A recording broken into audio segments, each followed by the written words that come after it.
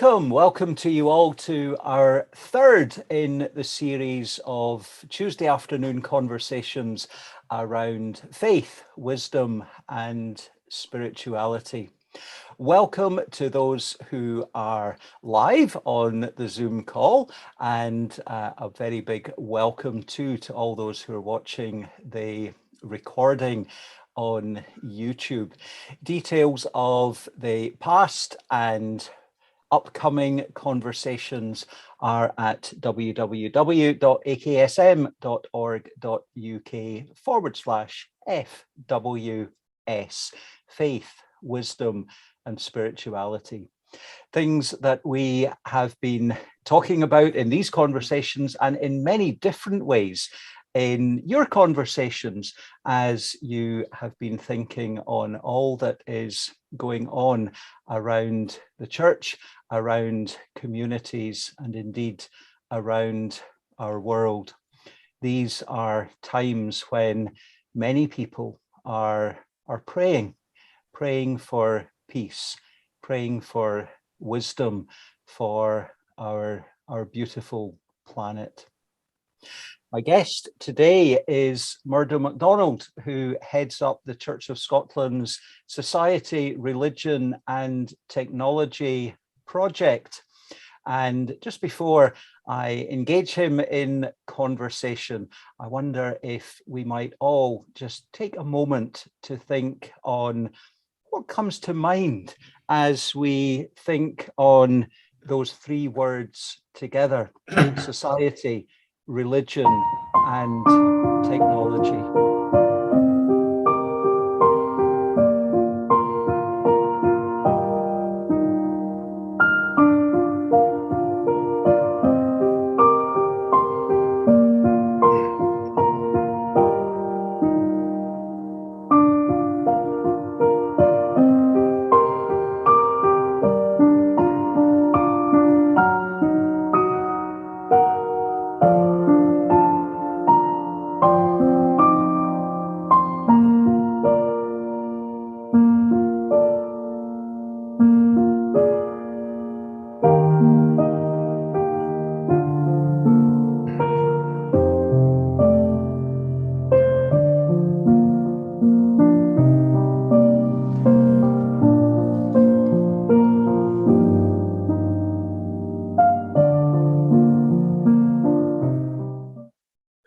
Murdo, welcome to you. Thank you very much for taking the time to share in this conversation. Tell us a wee bit about the Society, Religion, Technology project. I know it's been around for over 50 years. Yeah, that's right. Our roots go right the way back to the project was established in 1970 by the Church of Scotland, so that's as a result of a deliverance or a conversation that took place in the 1969 General Assembly of the Church. So the project was established in order to help the Church to engage with issues around how science and technology are changing our society. And way back in the 1970s, what was at the forefront of the mind of those who established the project was the oil boom. I don't know if you remember, right back in the 1970s, there was a small Scottish political party whose slogan was "It's Scotland's oil." The Scottish National Party. I don't know whatever became of them, but the oil boom was changing the face of Scotland at that point, so that places which had never really had heavy industry, places like Nigg, places like Sullom places like Kishorn, were experiencing quite a significant change, quite a profound change, and the church realized that technology, that particular aspect of technology, was changing the way that society was structured, and that we as a church had to respond to some of the issues there that brought about. Obviously, over the course of the 50 years of the project, we have engaged with many different aspects of science and technology over the years.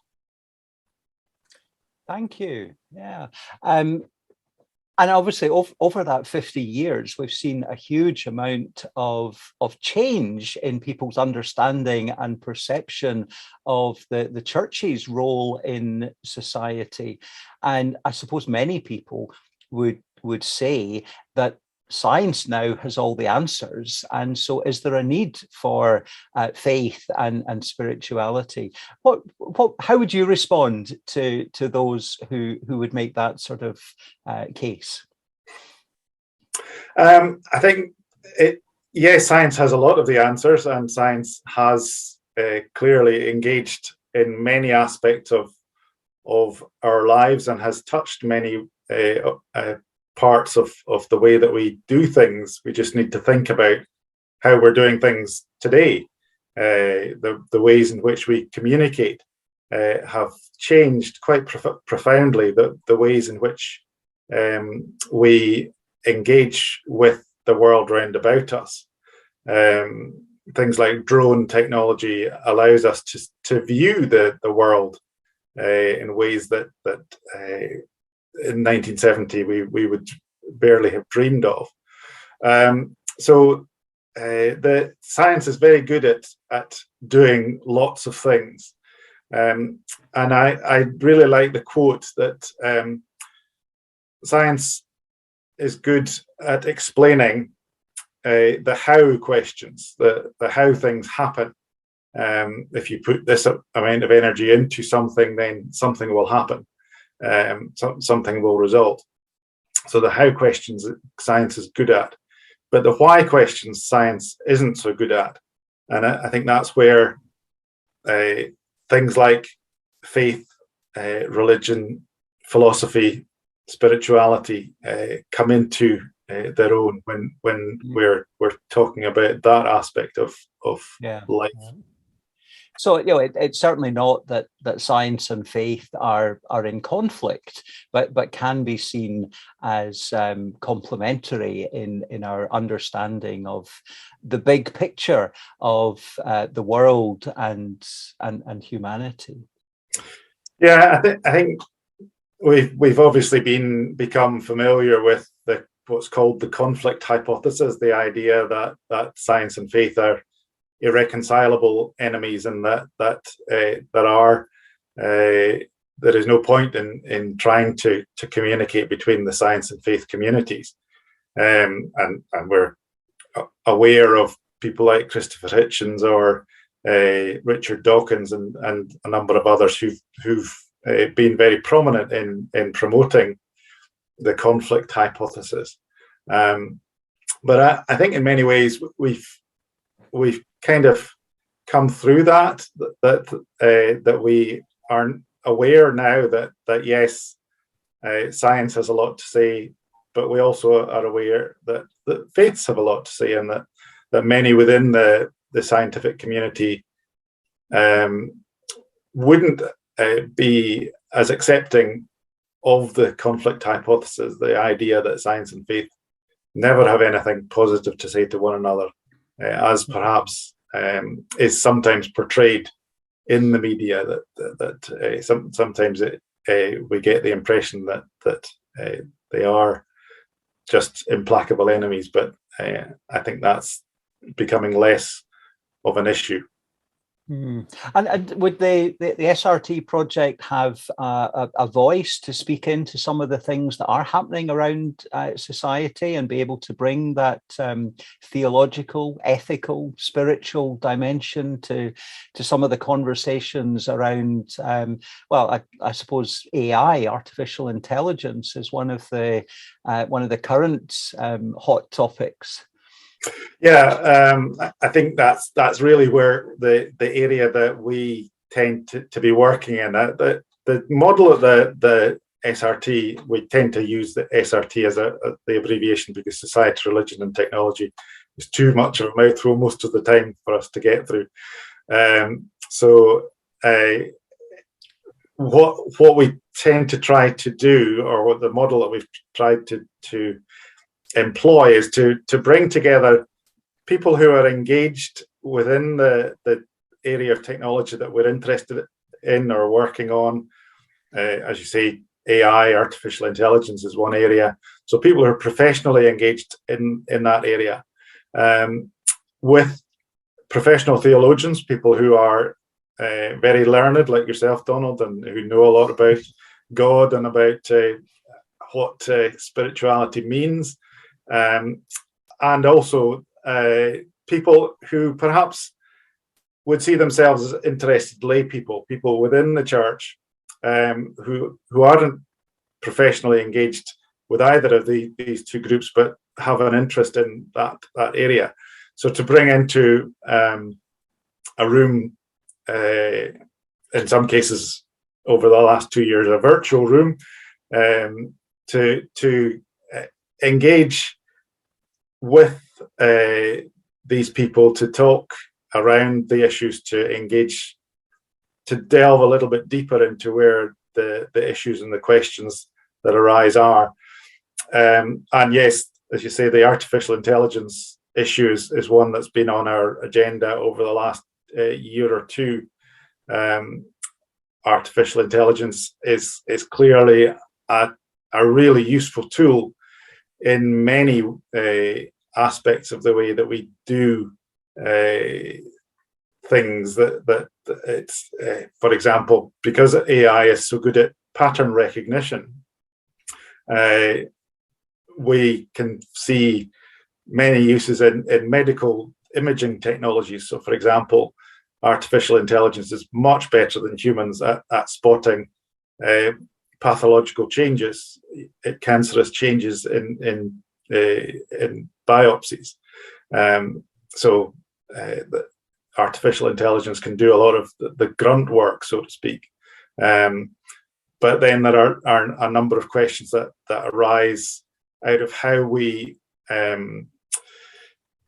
set the ethical parameters of the ways in which AI is used, and that's really where we would seek to be engaged, to talk around and to question the ways in which the ethics of AI is, or whatever the technology that we're talking about, is applied. Yeah, and so reflecting on the ethics of AI and many other issues is actually bringing something of our thinking, our spirituality to bear on these different topics.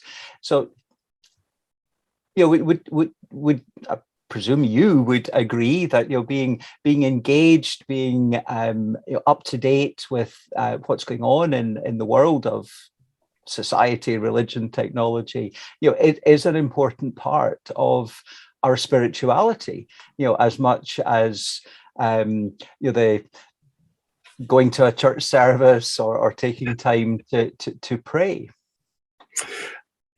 Yeah, I mean, obviously, a little bit biased here, being a professional scientist myself and having a long-standing interest in science and technology, and over the last 13 or so years, having been very engaged around many of these discussions, I think I personally have become more and more convinced of the value of us as people of faith being engaged with science and technology issues, and part of my job is to try to encourage others, being fully aware that there are many within the church who don't have the kind of enthusiasm or interest in science that I, science or technology, that I and many others do, but also encouraging people within the church, people in the faith communities, not to be afraid of science and technology, to embrace the positive ways in which science and technology have been able to bring about change in people's lives. And if you go back to the 1970s, just looking at the ways in which technology has changed us, there are many positive aspects of the ways in which technology has impacted society. Yeah. So, it's about making a difference for individuals and for humanity as a whole. The environmental issues, eco issues, net zero is obviously something that a number of people would want to engage in and would see it as part of their outworking of a faith in a God who is creator and continues to create and love this beautiful world. Can you tell us a wee bit more about the environmental issues that the project is engaged in? Yeah, again, from the very beginning of the project, the SRT has been engaged around environmental issues and asking questions of how we use the resources that we have, and how we interact with the creation round about us. Clearly, that agenda has moved much more front and centre in the last decade or so. I think it's fair to say that when you and I were growing up, environmental issues probably weren't on most people's radar, whereas our children have been made aware because of the urgency of the situation. And there are lots of ways in which technology can contribute to that, to these challenges. So again, we look at things like solar and wind power, renewables. Going back a couple of decades, these were very expensive and not very widely deployed. Now they are much more front and center, as I said, and the technologies are always improving. We're looking towards net zero. Most countries are talking about phasing out internal combustion engines in cars. So there are lots of ways in which technology is contributing to that, and we within the church are doing our bit to move towards net zero, and the SRT is engaged around some of these issues along with our colleagues from Eco Congregation. Yeah, and obviously over the last few years, as there's been more of this conversation happening online using Zoom, Teams, and other platforms, it has certainly reduced carbon footprint from here in the West Highlands. I've certainly appreciated being able to attend and convene meetings that would otherwise have involved a 3-hour journey to Edinburgh. So I wonder, any comments about the changing technology that we have all had to learn to embrace over the last couple of years? How would you see that impacting society in the future?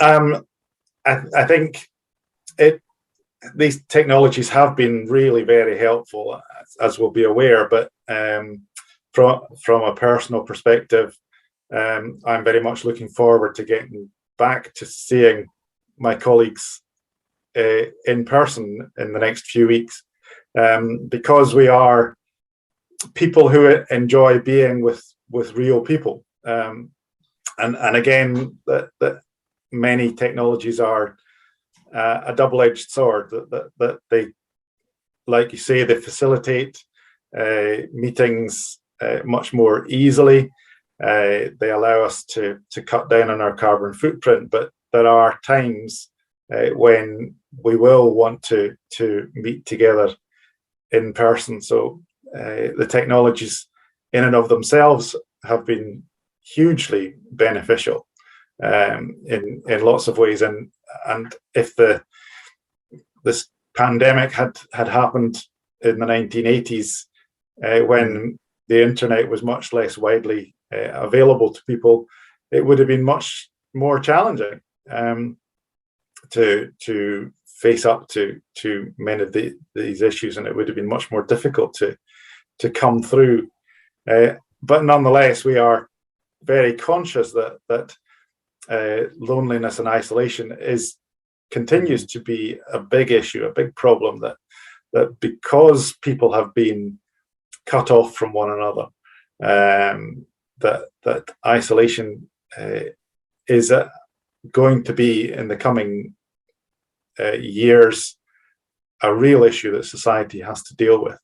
Maybe hybrid, is the way forward. And I know certainly with some of the meetings that I'm involved with, we're sort of thinking if we normally would have met 6 or 7 times in the year in Edinburgh, maybe 2 of those are in person. And I hear all that you're saying. There's a wee bit of me wants to say this is in person. It's personal contact and communication in a different platform. But let's leave that one. Just before we hit the record button, you had mentioned being in Nepal. Before you were with the SRT project, but do you want to tell us a wee bit about your work in Nepal, Murdo? So I, as I alluded to, my professional background is as a molecular biologist, as a research scientist, and I was very privileged to serve with an organisation called the Leprosy Mission, which is a Christian organisation, which, as the name suggests, works with those affected by leprosy. Now, leprosy is a disease that is fascinating from all sorts of perspectives, from an immunological perspective, from a sociological perspective. It's not a nice disease to have to deal with in many ways, but myself and my wife's a medical doctor. As I say, we spent almost a decade working for the Leprosy Mission just outside Kathmandu in Nepal, and our older 2 children were born in Nepal, so they have Nepali birth certificates. Right, fascinating. Yeah, I know that the SRT project invites congregations to think particularly on its work and to pray for it. In is it the 3rd week in June is the week of prayer for the Society, Religion, Technology project. Where can we find out some more about that, and what might be some of the things that that my congregations and other congregations might want to engage in to know more and to support the work in many ways, including in prayer? If you go onto the Church of Scotland website, there's a section on for the SRT. If you Google srtp.org.uk, SRT project, that's the abbreviation for that. That should take you to the website. It's hosted on the Church of Scotland website. We are asking people to pray for wisdom for those who are engaged around the work of the SRT. One of the things that one of the quotes that I liked from our work around artificial intelligence, somebody said that what we need is not so much more artificial intelligence as more wisdom, more artificial wisdom, because I think too often the ways in which we use and deploy what facilities we have available to us is not necessarily wise. And so, yes, wisdom is absolutely one of the things that we would ask for the church more broadly, but particularly in that week in June for the SRT project. Yeah, those comments about wisdom chime beautifully with the first of this series of conversations. When Manoj Krishna was my guest, he has headed up the Human Wisdom Project, and of course, part of human wisdom is how we use technology wisely in the 21st century. Murdo, thank you very much indeed for sharing all of that. We're going to take a wee pause now, and we'll pop into breakout rooms, and we'll come back shortly, and we'll continue the conversation. In the meantime, thank you very much indeed. Well, welcome back. I hope we all had good conversation in the breakout rooms. Would anyone like to chip in with any thoughts or comments that we that might help us to take our conversation forward? Ninian. I think the first question I would ask Murdo is: are the scientific people he's engaging with, the technology people, are all of these people engaged in the church, or they're out with the church or whatever? Yeah, I would say that some of them are, some of them aren't. In some situations, again, thinking about the work that we did around artificial intelligence, we spoke to a professor from Edinburgh University. Some of the work that we did around gene editing a number of years ago, we spoke to a very prominent scientist there who's engaged in that issue. But neither of these people would profess any particular strong faith, but clearly they were willing to engage with us as the church, or as an aspect of the church's work, on the understanding that what we were doing had integrity, and we weren't being antagonistic. So, but in many other situations, because one of the joys of the church is that there are many people within the church who are experts in particular fields, and who are very prominently engaged. So we can very often draw on resources that are within the church. But so sometimes yes and sometimes no would be the answer to that question. Thank you. Thank you. Did you have another question, Ninian? Well, one of the things I was possibly asking, and really just as a addition, where you get a lot of scientists like Murdo and meeting and discussing things and so forth and so on, recognizing the advances in science and so forth and so on. Does that within the church community have any effect on the Bible?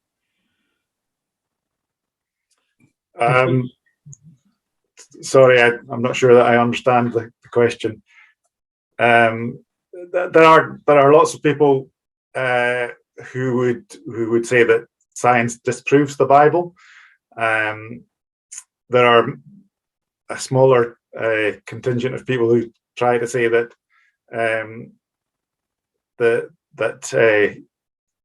all of what we see around us proves the Bible. But I think there are many people who would see that there are that science and faith, the Bible, integrate with one another at all kinds of levels. I would agree with that. I would agree with that. I think the Bible was never written as a scientific textbook, and there are lots of different forms of writing that within the Bible, and so there are clearly allusions within Scripture that were never intended to be taken as literal truths in that sense. That answers that effectively. Thank you very much. Thank you. Murdo, obviously through the SRT project, many people within the church have been able to acquire understanding and insights into matters around society, technology, the scientific world. Does the other way happen as well? Would there be stories that would illustrate that the work of the SRT project has allowed some scientists and others in society to think more about the religion part, the spirituality and faith? Yeah, I think one of the great joys of being in this role has been to go along to conferences, sometimes scientific conferences, and people will look at your name badge and it says under my name Church of Scotland, and people will be surprised and say, what's the Church of Scotland, or why is the church here? Why are they interested in whatever the topic is that we're talking about? And I think to be able to say, well, yes, the church is engaged in all kinds of areas, and including this area here, so that those of us who are involved in the church are aware that the church goes much beyond what happens in the walls of the church building. The work of the church is much broader and deeper than that. So to be engaged in the scientific community that is something that I think is a good positive witness in many ways. Thank you very much indeed, Murdo and Ninian, for those questions. Murdo, I've got seven more questions for you. This is what I'm most nervous about. Quick fire questions. If there's a quick answer, that's great. But if it triggers some wider conversation, that is wonderful as well. Tell me, what would you be doing this afternoon if you weren't here on Zoom with us? Well, apart from working on my emails and writing reports and things like that, by preference, I would be sitting reading my book by Bill Bryson, which I'm currently reading. Right. The Road to Little Dribbling is the name of the book that I'm reading at the moment. Question number 2. Who would be somebody beyond immediate family that you trust completely?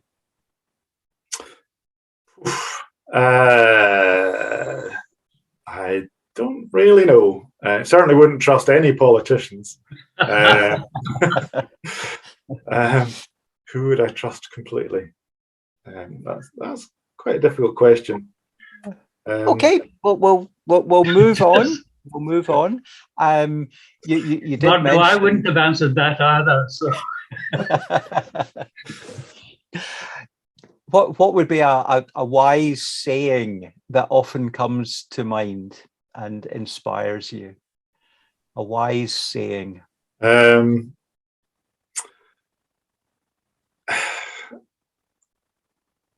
You've got one mouth and 2 ears. Use them in that proportion. Wise words indeed. Yeah. What's your favorite color? Before I got married, I only ever wore blue shirts. So to the extent that when we came back from honeymoon, somebody commented, "But you're wearing a red shirt." So Yes, blue, absolutely. It's still blue, you can see. Yep. What would be something that you are very proud of? My family and being involved in the church. Am I allowed to think? Yeah. Yeah. What would be something that fills you with awe and wonder? As a molecular biologist, I work on the very small scale, the submicroscopic scale, but just being able to look up into the night sky and to see the enormity of the universe, it just is amazing. What happens inside the cell is amazing as well, but it's much more difficult to visualize that.